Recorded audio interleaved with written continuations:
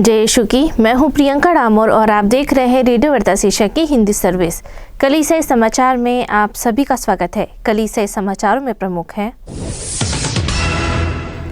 Delhi high court ने अल्पसंख्यक संस्थानों के स्टाफ चुनने के अधिकार को बरकरार रखा। फादर स्टैन स्वामी की पुण्यतिथि पर आतंकवाद रोधी कानून को रद्द करने की मांग।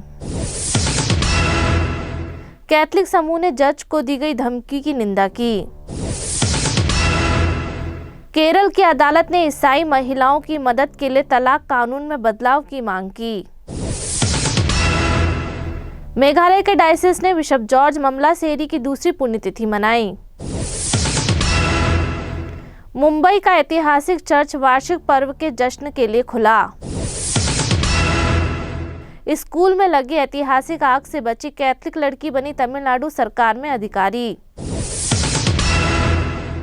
थिएटर वर्कशॉप कैथलिक लोगों को नाटक के जरिए सुसमाचार का प्रचार करने के लिए तैयार करती है। अब जानते हैं समाचार विस्तार से।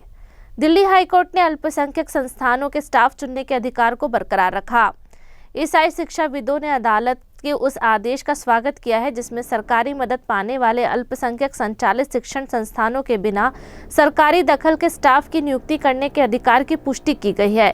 दिल्ली हाईकोर्ट ने राष्ट्रीय राजधानी स्थित Saint Anthony boys secondary school की याचिका पर अपने फैसले में कहा कि शिक्षा निदेशालय द्वारा शिक्षण और गैर शिक्षण स्टाफ की नियुक्ति के लिए योग्यता या अनुभव तय करने के अलावा कोई अन्य प्रतिबंध या मापदंड तय नहीं किया जा सकता है। जज जसमीत सिंह द्वारा 1 जुलाई को जारी 31 पन्नों के फैसले की लिखित प्रति 7 जुलाई को सार्वजनिक की गई। Catholic bishop office of education के राष्ट्रीय सचिव फादर मरिया चार्ल्स ने अदालत के फैसले को हमारे स्कूल के लिए एक छिपा हुआ वरदान बताया, क्योंकि इसने गुणवत्ता से समझौता किए बिना अपनी पसंद के स्टाफ की नियुक्ति में आने वाली बाधाओं को दूर किया। फादर स्टैन स्वामी की पुण्यतिथि पर आतंकवाद रोधी कानून को रद्द करने की मांग। जेसुइट एक्टिविस्ट फादर स्टैन स्वामी की 5वीं पुण्यतिथि पर ईसाई और मानवाधिकार कार्यकर्ता श्रद्धांजलि सभाओं में शामिल हुए। उन्होंने सरकारी दमन को खत्म करने और विवादित आतंकवाद रोधी कानून को रद्द करने की मांग की। 5 जुलाई को आयोजित कार्यक्रम के दौरान कार्यकर्ताओं ने गैर कानूनी गतिविधि रोकथाम अधिनियम यूएपी को रद्द करने और मुख्य संघीय आतंकवाद रोधी जांच एजेंसी राष्ट्रीय जांच एजेंसी को खत्म करने की मांग की। नई दिल्ली के प्रेस क्लब ऑफ इंडिया में एक सार्वजनिक बैठक के दौरान कई कार्यकर्ताओं ने कहा कि 5 जुलाई 2021 को जेल में रहते हुए स्वामी की मौत सरकारी तंत्र द्वारा संवैधानिक अधिकारों और स्वतंत्रता के हनन की एक कड़वी याद दिलाती है।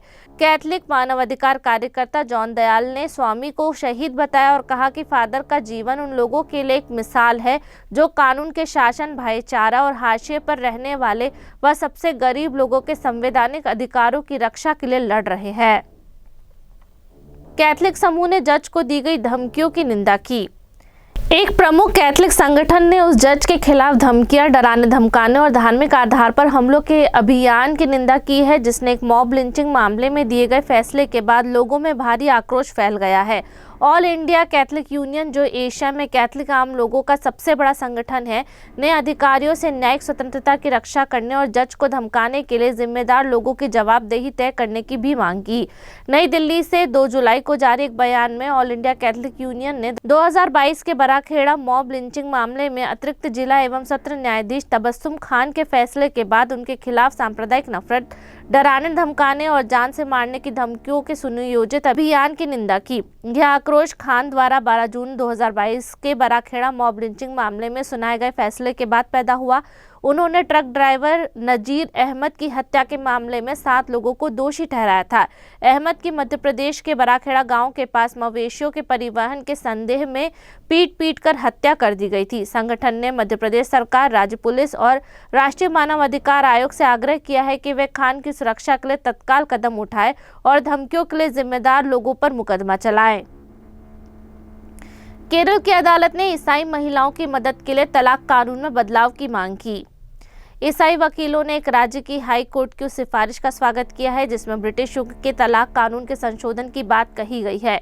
इस कानून की वजह से ईसाई महिलाओं को अलग होने या तलाक लेने में मुश्किलों का सामना करना पड़ता है। भारत में ईसाइयों के लिए न्यायिक अलगाव और शादी खत्म करने जैसे मामलों को नियंत्रित करने वाले इंडियन डिवोर्स एक्ट 1869 के तहत महिलाओं के लिए उस जगह पर कोर्ट केस करना जरूरी है जहां शादी हुई थी या जहां पति पत्नी रहते हैं या आखिरी बार साथ रह रहे थे।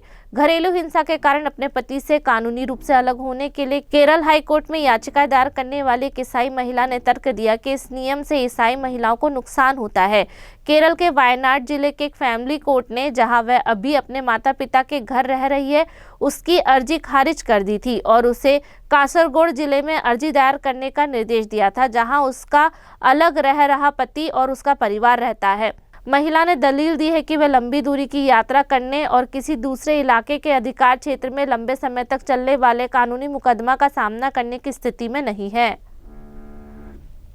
मेघालय के डायसिस ने बिशप जॉर्ज ममलासेरी की दूसरी पुण्यतिथि मनाई। मेघालय में तुरा डायसिस ने 4 जुलाई को वालक्रेक के सेंट लुकस चर्च में धन्यवाद मिस्सा और एक यादगार कार्यक्रम के साथ बिशप जॉर्ज ममलासेरी की दूसरी पुण्यतिथि मनाई। तुरा के बिशप एंड्रूस आर मार्क ने पवित्र मिस्सा की अध्यक्षता की, जिसमें सहायक बिशप जॉर्ज चिराक्कल और डायसिस के पुरोहित भी शामिल थे। पूरे डायसिस से धार्मिक लोगों और आम विश्वासी भी इसमें शामिल हुए। अपने प्रवचन में बिशप मार्क ने तुरा डायसिस के निर्माण में बिशप ममलासेरी के नेतृत्व और गारो हिल्स क्षेत्र में पुरोहित के तौर पर सेवा, शिक्षा और सामाजिक कार्यों के प्रति उनकी प्रतिबद्धता को याद किया।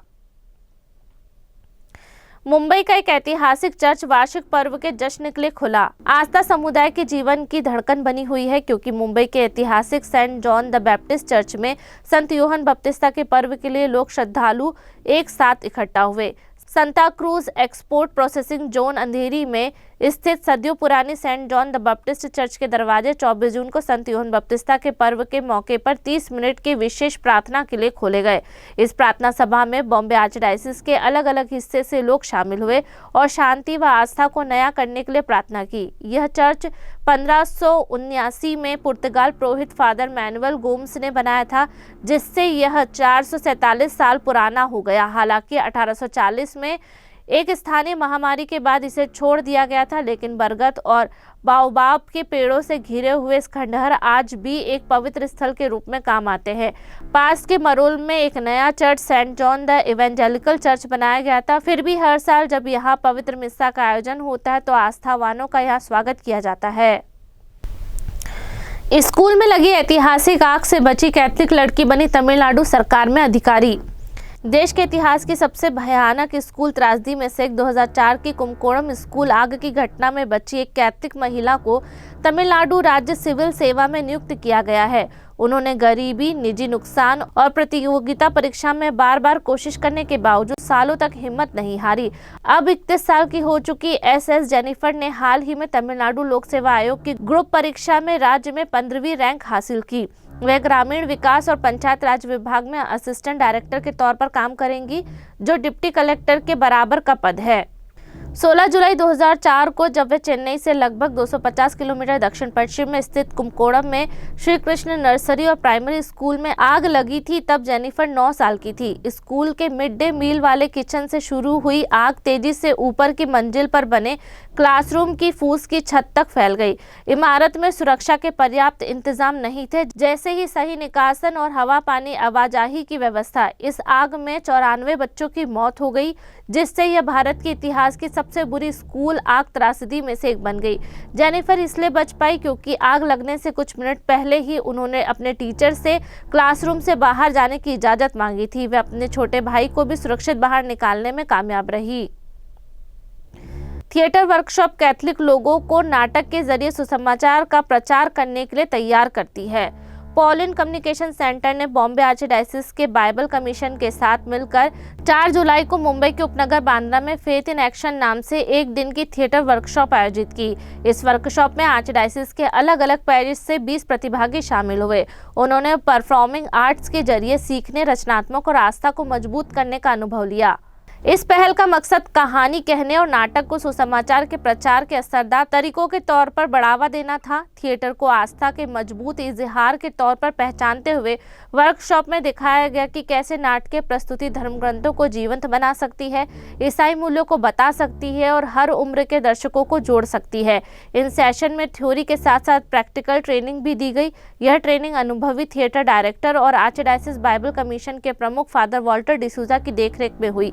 अपने सालों के अनुभव के आधार पर उन्होंने प्रतिभागियों को सफल प्रोडक्शन के जरूरी पहलुओं से परिचित करवाया। इसमें डायरेक्शन, कॉस्ट्यूम, संगीत, लाइटिंग, प्रॉप्स, डायलॉग, बजटिंग और अर्थपूर्ण परफॉर्मिंग बनाने की भावनाओं की भूमिका शामिल थी। इसी के साथ कलीसियाई समाचार समाप्त हुए। अगली बार फिर मुलाकात होगी नई खबरों के साथ। नमस्कार। रेडियो वेरितास एशिया आपके लिए लेकर आए हैं RVA mobile app. RVA mobile app पर हमारे विभिन्न प्रकार के कार्यक्रमों का लाभ लें, हमसे जुड़ें और एशियाई ईसाईयत की आवाज का हिस्सा बने। आज ही ऐप स्टोर एवं प्ले स्टोर से RVA मोबाइल ऐप डाउनलोड करें।